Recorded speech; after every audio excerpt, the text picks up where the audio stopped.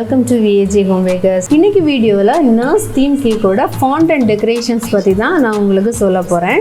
Video வந்து ரொம்ப ஷார்ட்டாக தான் பண்ணியிருக்கேன். ஜஸ்ட் அந்த ஒவ்வொரு ஷேப்ஸ் வந்து எப்படி பண்ணணுங்கிறத மட்டும் நான் சொல்கிறேன். ஸோ வீடியோவை மறக்காமல் லைக் பண்ணுங்கள், கமெண்ட் பண்ணுங்கள், சேனலை சப்ஸ்கிரைப் பண்ணாதவங்க சப்ஸ்கிரைப் பண்ணி சப்போர்ட் பண்ணுங்கள். வாங்க வீடியோக்குள்ளே போகலாம். இந்த கேக் பார்த்தீங்கன்னா 1 kg ப்ளூபெர்ரி கேக்கு. ப்ளூபெர்ரி கேக்கோட ரெசிபி வீடியோ நான் ஆல்ரெடி அப்லோட் பண்ணியிருக்கேன். லிங்க் டிஸ்கிரிப்ஷனில் கொடுக்குறேன், பார்க்காதவங்க பாருங்கள். இந்த கேக்கை 8 inch டின்ல நான் பேக் பண்ணி எடுத்திருக்கேன். இந்த கேக்கோட க்ரம் கோட் ஆல்ரெடி நான் பண்ணி வச்சு 1/2 hour செட் பண்ணி எடுத்தாச்சு. இதை இனி நல்லா நீட்டாக ஐசிங் பண்ணிவிட்டு மறுபடியும் ஃப்ரிட்ஜில் கொஞ்சம் நேரம் செட்டாக வச்சிடலாம். அதுக்கப்புறமா தான் நான் வந்து ஃபாண்டன் ஒர்க்கு வந்து ஸ்டார்ட் பண்ணேன். ஸோ இந்த இப்போ இருக்கிற கிளைமேட் கண்டிஷனுக்கு வந்து ஃபாண்டன் வந்து குயிக்காகவே ட்ரை ஆகி கிடச்சிருது. அதனால இந்த ஃபாண்டன் ஒர்க்ஸ் எல்லாத்தையுமே அப்போ தான் நான் பண்ணியிருந்தேன். ஒன் டே முன்னாடியெல்லாம் எதுவுமே செய்யலை. ஃபாண்டன் ஷேப்ஸ் செய்து உடனே அந்த கேக்குக்கு மேலே டெக்கரேட் பண்ணி கேக்கை வந்து கஸ்டமர்கிட்ட கொடுத்துட்டேன். ஸோ ஃபர்ஸ்ட் வந்து நர்ஸோட கோட்டு ரெடி பண்ணலாம். அதுக்கு நான் என்ன பண்ணேன்னா ஒரு பேப்பரில் அந்த கோட்டோட ஷேப்ஸை வந்து சிசரில் கட் பண்ணி எடுத்துருந்தேன். அதை வந்து பிங்க் கலர் ஃபாண்டனுக்கு மேலே வச்சுட்டு இந்த மாதிரி ட்ரேஸ் பண்ணி எடுத்துக்கலாம். இப்போ டேரெக்டாக ஃபாண்டனுக்கு மேலே ட்ரா பண்ணி எடுக்கும்போது அதோட 2 சைடும் வந்து ஈக்குவலாக கிடைக்காது. அப்படிங்கிறதுக்காக தான் இந்த மாதிரியாக ஒரு பேப்பரில் கட் பண்ணிவிட்டு ட்ரேஸ் பண்ணி எடுத்துக்கிட்டேன். ஸோ அடுத்ததான் நான் இந்த மாதிரியே ஒரு டூல் எடுத்திருக்கேன். இது வந்து எதுக்கு யூஸ் ஆகும்னா நம்ம க்ளோத்ஸில் எல்லாம் சைடில் அந்த ஒரு ஸ்டிச் மார்க்கிங் தெரியும் இல்லையா, அந்த மாதிரி மார்க்கிங் கொடுக்கறதுக்காக தான் இது யூஸ் ஆகும். ஸோ அந்த நர்ஸோட கோட்டில் அதோட நெக்கில் வந்து ஒரு வி ஷேப்லையா ஒரு பார்டர் மாதிரியாக கொடுத்துக்கணும். அதில் வந்து அந்த ஸ்டிச் மார்க் வரும். அதுக்காக இந்த டூல் யூஸ் பண்ணியிருந்தேன். அது மாதிரி அந்த ட்ரெஸ்ஸோட 3 சைட்லேயுமே அந்த ஸ்டிச் மார்க் வந்து கொடுத்துக்கலாம். இப்போ கொஞ்சம் பார்க்க ரியலிஸ்டிக்காக இருக்கும். அடுத்ததான் இந்த கோட்டில் வந்து 2 பாக்கெட் வைக்கணும். ஸோ அதுக்கு வந்து ஒரு ஸ்கொயர் ஷேப்பில் ஃபாண்டண்டாக கட் பண்ணி எடுத்துகிட்டு அதுலேயும் அந்த ஸ்டிச் மார்க்கை வந்து கொடுத்துருக்கேன்.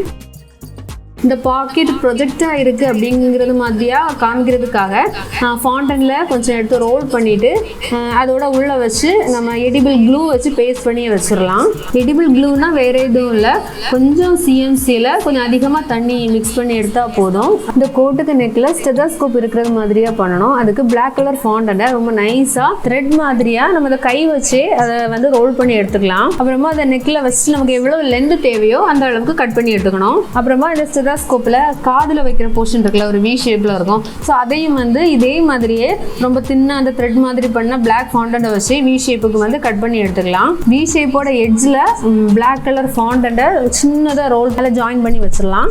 வர போர்ஷன் மட்டும் தனியாக எடுத்துட்டு அதில் சில்வர் டஸ்ட்டை வந்து கொஞ்சம் பெயிண்ட் பண்ணி எடுத்துக்கலாம். இதை அந்த பிங்க் கலர் ஃபாண்டனுக்கு மேலே எடிபிள் க்ளூ அப்ளை பண்ணிட்டு எடுத்து வச்சிடலாம். இது மாதிரியே ஆப்போசிட் சைட்லையும் செய்து எடுத்துக்கணும். அடுத்ததாக ஒரு மெடிசின் பாட்டில் செய்யணும். அதுக்கு வந்து நான் உள்ளால வைக்கிறதுக்கு டிஷ்யூ பேப்பர் எடுத்திருக்கேன். அதை 4ஆக மடித்து ரோல் பண்ணி எடுத்துக்கலாம். ஸோ நான் செய்த மெடிசின் பாட்டிலுக்கு 3 டிஷ்யூ பேப்பர் தேவைப்பட்டுச்சு. இதோட எண்டில் கொஞ்சம் க்ளூ வச்சு விட்டுருக்கேன், அது ட்ரை ஆகட்டும். இனி கொஞ்சம் டேப்லெட் செய்துக்கலாம். அதுக்கு பிங்க் கலர் ஃபாண்டன் எடுத்திருக்கேன். அதை சின்னதாக ரோல் பண்ணி எடுத்துகிட்டு கொஞ்சம் நம்ம டேப்லெட் ஷேப்புக்கே அந்த மாதிரி தட்டையாக கை வச்சு ப்ரெஸ் பண்ணிவிட்டு சென்டரில் ஒரு லைன் போட்டு விட்டுக்கலாம். அது மாதிரியே கேப்சியூல் செய்கிறதுக்காக நான் 2 கலரில் ஃபாண்டன் எடுத்திருக்கேன், ரெட் அண்ட் எல்லோ கலர். அதை வந்து டியூப் ஷேப்புக்கு ரோல் பண்ணி எடுத்திருக்கேன். இனி இப்போ நம்ம தனித்தனியாக ரோல் பண்ணி எடுத்ததை சென்டர்லையாக கட் பண்ணி எடுத்துக்கலாம். அதாவது எல்லோவில் நான் 3 செஞ்சுருக்கேன், ரெட்டில் வந்து 3 செஞ்சுருக்கேன். அதையெல்லாம் ஹாஃபாக கட் பண்ணிவிட்டு எல்லோவோட ஹாஃபையும் ரெட்டோட இன்னொரு ஹாஃபையும் ஜாயின் பண்ணி அந்த மாதிரி டபுள் கலர் கேப்சியூல்ல நம்ம செய்து எடுத்துக்கலாம். ஸோ அந்த 2ஐயும் ஜாயின் பண்ணுறதுக்காக எடிபிள் க்ளூ வந்து அதோட சென்டரில் லைட்டாக அப்ளை பண்ணிட்டா போதும். அது 2ம் பிரிஞ்சு வராது.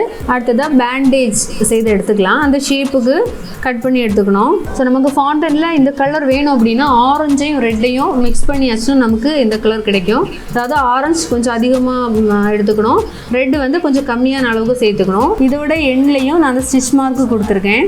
நம்ம வந்து அந்த டிஷ்யூ பேப்பர் ரோல் பண்ணி வச்சுருந்தது நல்லா ட்ரை ஆகிடுச்சு.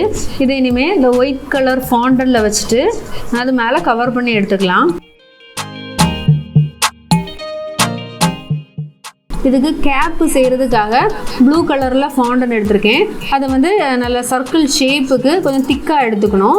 அதை நம்ம ஆல்ரெடி அந்த பாட்டில் செய்திருக்கோம்ல அதுக்கு மேலே வச்சுட்டு அந்த கேப்பு மாதிரியாக கொஞ்சம் ப்ரெஸ் பண்ணி அட்ஜஸ்ட் பண்ணி அதை அந்த ஷேப்புக்கு நம்ம கொண்டு வந்துக்கலாம். அதே மாதிரி அந்த கேப்போட சைடில் சின்ன லைன்ஸும் போட்டு விட்டுக்கலாம். இப்போ நம்ம மெடிசின் பாக்ஸை செய்து எடுத்து அதே மெத்தடில் தான் சிரிஞ்சும் செய்து எடுத்துக்கணும்.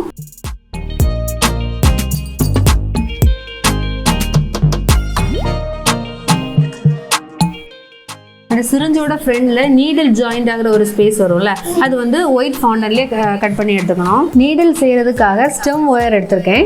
அது நீடில் லென்த்துக்கு கட் பண்ணி ஒயிட் கலர் ஃபாண்டன்ல இன்சர்ட் பண்ணி வச்சிடலாம். அப்புறமா ஒயிட் கலரில் கொஞ்சம் திக்காக இருக்கிறது மாதிரியா பேப்பர் சர்க்கிள் ஷேப்பில் வந்து கட் பண்ணி எடுத்து அந்த சிரிஞ்சோட பேக்கில் ஜாயின் பண்ணி வச்சிடலாம். அப்புறமா இந்த சிரிஞ்சோட மேலே மெஷர்மெண்ட் மார்க்கிங் கொடுத்துருப்பாங்கல்ல, அதை வந்து எடிபிள் பென் வச்சு அதுக்கு மேலே எழுதி எடுத்துக்கலாம். அதை மாதிரியே மெடிசன் பாக்ஸ்லேயும் நேம் எழுதிக்கலாம்.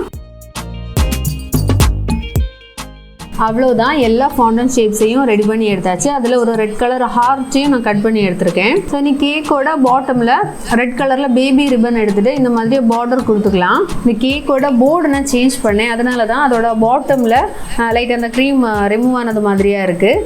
ஸோ பரவாயில்ல, அந்த பேபி ரிப்பன் வச்சு அதுக்கு மேலே பார்டர் கொடுக்கும்போது அது கவர் ஆகி கிடச்சிரும். இனி இந்த கேக்குக்கு மேலே ஃபாண்டன்ட்டில் பண்ண எல்லாத்தையுமே ஒவ்வொன்றா எடுத்து வச்சிடலாம். இந்த மெடிசன் பாக்ஸோட பாட்டமில் ஒரு டூத் பிக் இன்சர்ட் பண்ணிக்கலாம். பண்ணதுக்கப்புறமா கேக் மேலே வச்சு அது மூவ் ஆகாமலே இருக்கும்.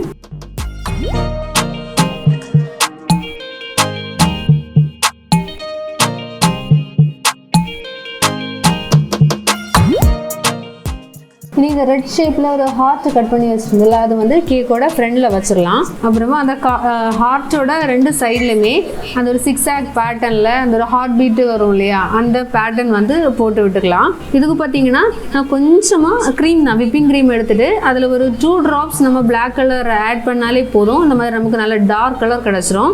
ஸோ அதை வந்து ஒரு சின்ன ஒரு பைப்பிங் பேக்கில் அவ்வளோ க்ரீம் எடுத்திருக்கேன். மொத்தமாக நான் இவ்வளோ க்ரீமில் தான் நான் மிக்ஸ் பண்ணவே செய்தேன். அப்படி எடுத்து நம்ம பண்ணும்போது நல்ல டார்க் பிளாக் கலர் கிடைக்கும். ஸோ அவ்வளோதான், கேக்கோட டெக்கரேஷன்ஸ் எல்லாமே முடிஞ்சிருச்சு. ஸோ இந்த வீடியோ உங்களுக்கு பிடிச்சிருக்குன்னு நான் நம்புகிறேன். உங்களோட சஜஷன்ஸ் வந்து கமெண்ட்ஸில் சொல்லுங்கள். ஏதாவது டவுட்ஸ் இருந்துச்சுனாலும் கேளுங்க, நான் உங்களுக்கு ரிப்ளை பண்ணுறேன். வேறொரு வீடியோவில் மீண்டும் சந்திக்கலாம். பை.